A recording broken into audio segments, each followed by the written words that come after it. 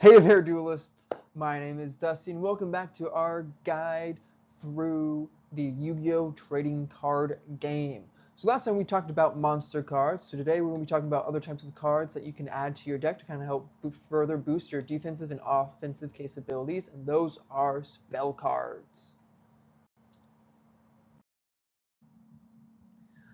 So there are 6 types of different spell cards that we're going to be talking about through each of these slides. Just kind of go over what they are and kind of go a little bit more in depth on how they work. So they are normals, continuous, quick, ritual, which we talked about already when we were talking about ritual monsters in the last video, but we're going to touch on it again just so that we all get that refresher on what ritual cards do, equip spells, and field spells. So these are the 6 types of spell cards that we're going to be talking about. Spell cards are types of cards that you can kind of play from your hand and use their effect differently. They're a great offensive and defensive card. We'll talk a little bit about this more when we get into what to bring to a duel, and we're talking about dueling and we're looking at our field itself, which is kind of imagine that spell cards and trap cards, which we'll talk about in the next video, trap cards. Spell cards have a special spot underneath where the monster cards go, and that's where you play your spell cards. I'll show you what that exactly looks like when we get into dueling, and what to bring to a duel, because I have a nice little duel field for y'all to kind of look at that. But enough about the future. Let's focus on the now, and let's go over each of these spell cards that we've got. We're of course going to be starting off with normal spells. Normal spells are a card that you can just kind of play from your hand and then activate that way to kind of benefit the type of effects here. So here we have a Monster Reborn. Monster Reborn is just a very classic, iconic spell card that allows you to bring a monster card back from your graveyard, so that you can summon it again and use it again on your turn. You can also use a monster from your opponent's field if they've got a strong monster that you manage to send to the graveyard. You can bring and use it as well. So it's kind of a nice thing about Monster Reborn. But as a normal spell card, it is a card that you can only use once.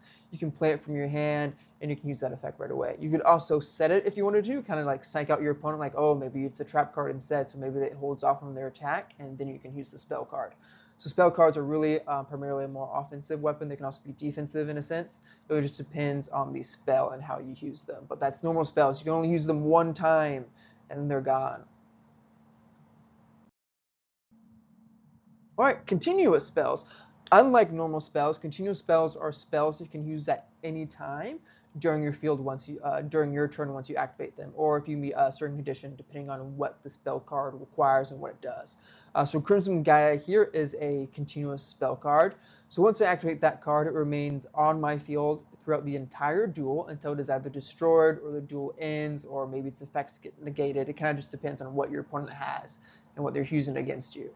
But otherwise, the continuous spell stays on the field, and I can use its effect at any time. So, for example, Crimson Gaia here says, any time during my main phase, you can add 1 Red Dragon Archfiend or 1 card that mentions it from your deck or graveyard to your hand, except Crimson Gaia. So that's a nice way to kind of use that effect for it. So like you can keep adding cards to your hand only once per turn, like during your turn, to kind of help further boost your defenses and kind of set up the combos that you need in order to compete it. And since it's a continuous spell, it's going to be staying on throughout the entire field, so you can use that card at any time during your turn. So that's the great thing about continuous spells. Quick play spells. Now, quick play spells are another type of just single-use card where once you play it, it kind of is done. But quick play spells are spell cards that can be used at any time during your duel. So Mask Change, for example, here is a card that I could use at any time to summon a masked hero monster from my extra deck. So I could use it at the start of my turn. I could use it during battle phase after I just attacked with one monster. I could use it again and activate to get a stronger monster and attack again. Or if it's my opponent's battle phase and they're attacking and I use Mask Change to make my monster stronger so that way their monster can't destroy it. That's just kind of an example of a way you could use quick play spells. Quick play spells, there's all sorts of different types of variety out there, so each one's going to have a different use. But the great thing about them is that since they're the fastest card out there, or one of the faster cards out there, you can use them at any time during your turn, during your opponent's turn.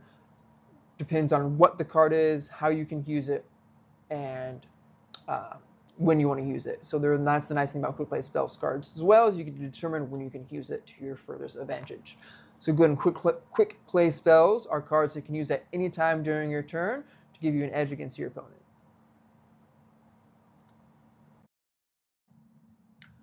Ritual spells, right? Here's an old friend from our video when we were talking about different types of extra monsters, so monsters that require a little bit more to be summoned. And ritual spells, the biggest thing to remember about ritual spells is that they can only be used in the summoning of a ritual monster. They're the key kind of component to initiate a ritual summon, so we can get your ritual monster out there. So again, to kind of go over ritual summoning again, in order to ritual summon a monster, I need a ritual spell card like here. I need components that equal the level of the ritual monster I'm summoning, and I need that ritual monster. Once I have all three of those kind of components, I can then summon that monster to the field. The biggest thing that you need is the ritual spell card. Ritual spell cards are one-time use. Some ritual spell cards allow you to summon from your hand. Some of them are required to summon from your deck, or allow you to summon from your deck. Some of them allow you to summon from your graveyard. It really just depends. Each ritual spell is a little bit different depending on the archetype of the ritual monster. But yeah, ritual spells can only use them to summon ritual monsters. All right, equip spells. Equip spells are great cards to further boost the powers of your monsters by equipping them to them. They're kind of like little attachments or kind of weapons that you can use to boost your monsters. So Dragon Treasure here, for example, is when equipped to a dragon type monster, it gets its attack points increased by 300 along with its defense points. So it's a great way to kind of further give your dragon monster an edge against an opponent's monster, or even further with your defenses if they have a strong monster and you've got a dragon monster that's maybe close enough to beat it. You can equip this. There's all sorts of different types of effects that an equip spell could have, other than just boosting your monster's attack and defense. So they could be used to kind of make them so they could negate a card, or maybe make them invincible so they can't be destroyed, or maybe it has an effect that when the monster is destroyed, maybe the equip does something different, So each equip card's a little bit different. So make sure you're reading your equip spell and seeing what it does and then making sure you're equipping it. So when you equip a equip spell, it's played in your spell and trap zone that I kind of talked about order. You don't slide it underneath your monster like you would with like an XZ material. When you XZ summon a monster, the equip spell remains separate of your monster on the field, so that way your opponent can see what that spell is doing. And that's kind of really the only reason why it stays separate, because your opponent needs to be able to see what that card does, just in terms of like fairness of like the duel. So once you play your equip spell, it remains on the field, and as long as you tell like what monster it's equipped to, your opponent knows, and so you know which dragon type monster here is getting your 300 boost in attack or defense. All right, and the last kind of spell that we're going to be talking about are our field spells. Field spells are essentially continuous spells that don't get played in the spell and trap zone like other spell cards. They have a special spot on their duel mat called the field spell zone. That's where all field spells go. I'll point it out to you once we get into dueling, and I kind of show you our game mat so you know what's up and where it's at. You can see that kind of visual. But just know that field spells have a special spot on the duel mat or your game mat where they go, and you can either play them face up or you can set them face down. If you don't like kind of show what your opponent what it does and you're waiting on something. But that's kind of what field spells are. Field spells are continuous spells that affect your entire field or your entire board, depending on how you want to look at it. So kind of putting it into the perspective of like a game like chess, or just like a board game like Monopoly. So you got your game field, your game mat, your game play zone, whatever you want to call it.